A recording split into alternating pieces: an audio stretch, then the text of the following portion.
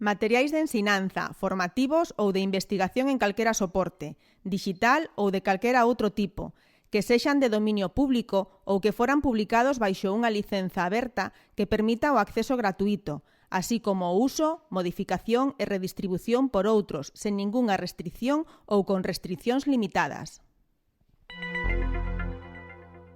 A continuación, presentámosvos un discurso sobre o tratamento que os docentes podemos facer dos recursos educativos digitais abertos, entendendo como recurso educativo unha proposta que podemos levar á aula, o resultado de un proceso de traballo ou un contido puramente de formación. É interesante entender e partir da idea que nós tamén podamos ter como docentes dos recursos que manexamos no ámbito do noso traballo e aplicarlle todas as transformacións que o novo modelo de sociedade en rede vai exixirnos. Dito isto, será un traballo moi digital no que utilizaremos os recursos tecnolóxicos a noso alcance, pero é importante entender que os usos tecnolóxicos non están dados, que dependen nunha medida moi importante da concepción psicopedagóxica que nós mesmos poidamos ter do que o proceso de ensino e aprendizaxe. Dende este punto de vista, a visión que queremos ofrecer dende este espacio é unha visión enmarcada dentro da óptica constructivista da aprendizaxe. Segundo as ensinanzas do profesor Juan Carlos Pardo Pérez, unha concepción constructivista do proceso de ensino e aprendizaxe está definida por 4 puntos principais. O primeiro, dinos que o suxeito construe el o seu propio coñecemento. E, polo tanto, un suxeito activo que en interacción co medio adquire novas aprendizaxes. Estes novos coñecementos forman a base ou o punto de partida para a construcción de outros novos. Como terceiro punto a resaltar, o coñecemento enténdese como unha construcción cultural. Así pois, o docente é un experto nos coñecementos culturais e funciona como mediador, como creador de ambientes de aprendizaxe onde o suxeito construirá as súas aprendizaxes. A conexión que existe entre eses coñecementos previos e os novos adquiridos é o que denominamos, polo tanto, aprendizaxe significativa. É importante ter en conta a importancia que ten unha concepción da aprendizaxe específica para definir os usos tecnolóxicos que vamos a implementar dentro da aula, porque esta concepción da aprendizaxe é a que vai definir os tipos de relación que establecemos con o noso alumnado e, polo tanto, o modelo de uso tecnolóxico. En que contextos nos movemos? É a primeira vez na historia da humanidade que en vida podemos identificar un cambio. A maioría de nós nacimos xa nunha sociedade industrial e no desenvolvemento da nosa actividade profesional puidemos asistir a un cambio de era. Estamos xa na denominada sociedade da información ou do coñecemento. Nunca antes, seres en vida puideran asistir a un cambio tan forte das relacións que existen entre as persoas e, polo tanto, da construcción que entre todos facemos do coñecemento. Anteriormente, os cambios de era identificábanse por historiadores, pero con perspectiva hacia atrás. Identificábanse determinados hitos, guerras, inventos, etc., que decían, en este momento podemos identificar un cambio de era. Hoxe en día non é así. Isto sitúanos necesariamente en un contexto de cambio, pero de cambio con mayúsculas. Seguramente moitos de vós xa coñecedes o vídeo Te atreves a soñar, que vos recomendamos dende aquí. Un contexto de cambio defínese por 3 zonas. Unha zona de confort, unha zona de aprendizaxe e unha zona de pánico. A zona de aprendizaxe e tamén a de pánico están definidas por un sentimento de inseguridade excesivamente forte que temos que comezar a xa asumir para poder desenvolver as nosas prácticas.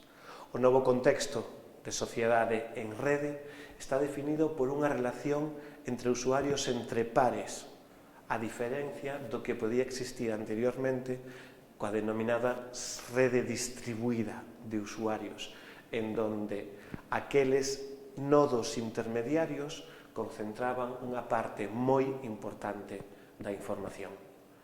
Esa nova conexión que existe entre pares, entre usuarios, entre docentes, entre alumnos, vai facer das relacións e dos modelos de construcción do coñecemento algo absolutamente diferente ao que estamos acostumbrados. Polo tanto, debemos de empezar a desaprender conceptos importantes que temos nas nosas mentes. O concepto de copia, o concepto de reutilización, o concepto de transformación, o concepto de originalidade.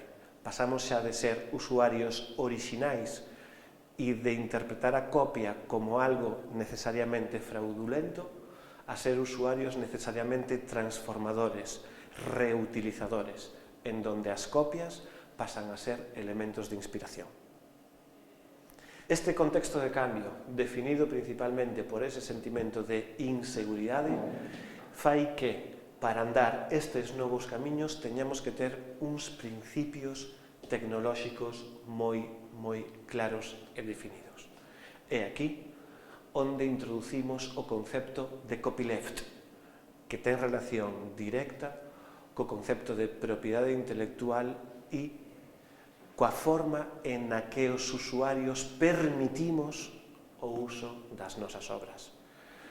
Este vídeo defende un uso do copyleft, tanto para o que se refire na selección das plataformas, das aplicacións tecnolóxicas que imos a utilizar, como para as licencias polas que optaremos nos propios recursos, que serían licencias de tipo Creative Commons. Definido o contexto pedagóxico e definido tamén o contexto social no que nos imos mover para esta breve explicación sobre o uso dos recursos educativos digitais abertos, imos recorrer agora aquelas 4 fases que poden ser necesarias para o seu tratamento. Ao final do vídeo, deixaremos latentes 3 grandes conxuntos de aprendizaxes que é necesario refacer e sobre os cales sería interesante nos puideremos formar. Unha primeira de recolección de obxetos digitais, de recursos, unha segunda de transformación creativa, unha terceira fase de integración pedagóxica e implementación dentro da aula e unha última fase importantísima de difusión do traballo realizado. A primeira fase de recolección é unha fase de busca en donde o tratamento da información e o uso das redes sociais, dos blogs, do correo electrónico, o coñecemento dos diferentes niveis de agregación dos recursos educativos son bases para encher as nosas caixas de recursos que formarán ese barro do escultor que sitúa no seu torno e que posteriormente poderá dar forma. A segunda fase, a que denominamos fase de transformación creativa, é a fase na que como docentes adaptamos todo o material e as diferentes obras das que dispoñemos á nosa propia realidade. En esta fase, en donde traballaremos coa ferramenta de software libre Excel-Learning. Esta ferramenta está especificamente deseñada para que de xeito moi sinxelo poidamos organizar diferentes tarefas, actividades ou incluso pequenos exercicios que poida haber nos recursos que imos recolectando e que poidamos refacelos con moi pouco esforzo. Será esta, polo tanto, unha parte de transformación. Como terceira fase, atopámonos o momento no que presentamos a nosa proposta aos alumnos. Nesta fase traballaremos principalmente con un sistema de xestión da aprendizaxe que, dependendo da metodoloxía que poidamos nos utilizar, nos recomendaríamos ou Moodle ou Mahara, un sistema especificamente diseñado para as investigacións educativas.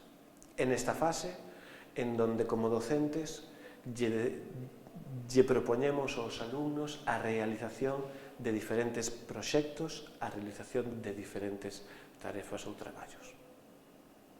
Xa na última fase, a cuarta fase é de difusión, chega o momento de dar a coñecer, de devolver aos usuarios da rede todo aquilo que eles previamente puxeron a nosa disposición.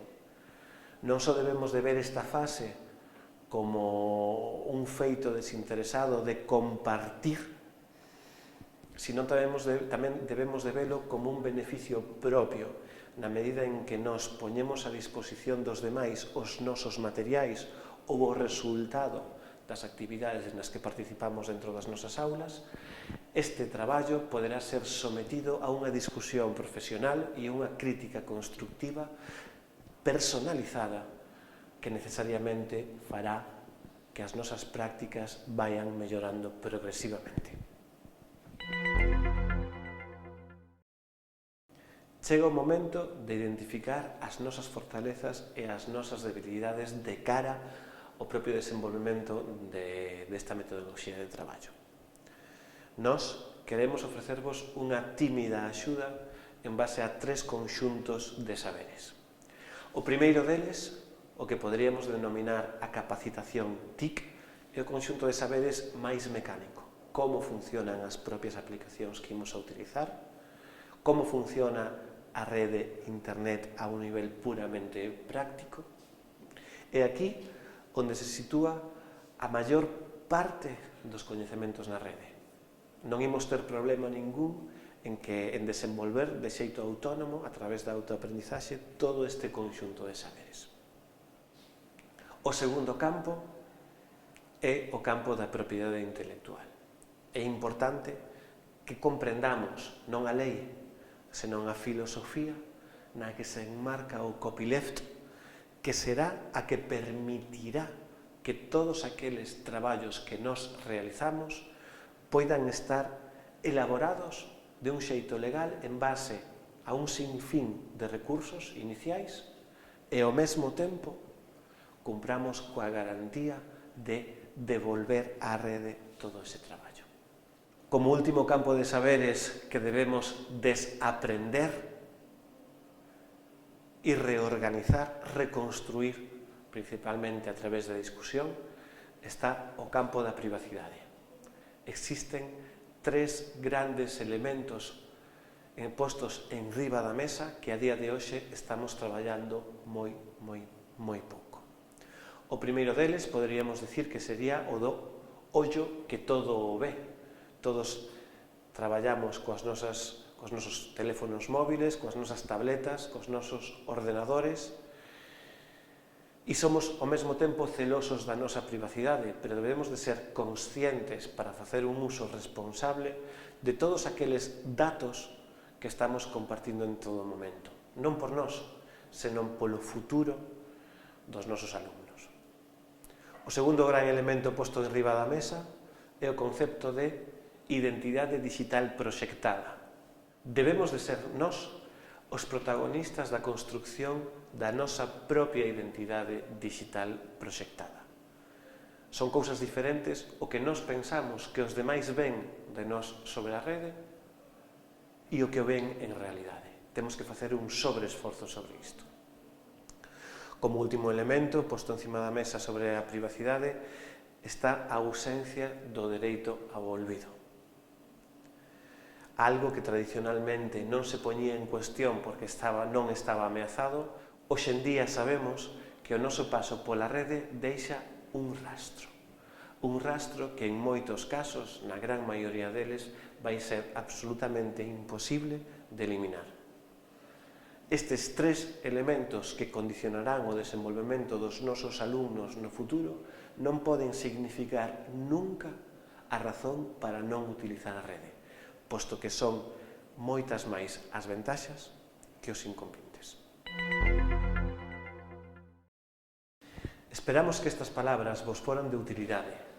Quedamos a vosa disposición para o que necesitedes e recordade sempre que necesitamos a todo un pobo para educar a un só neno.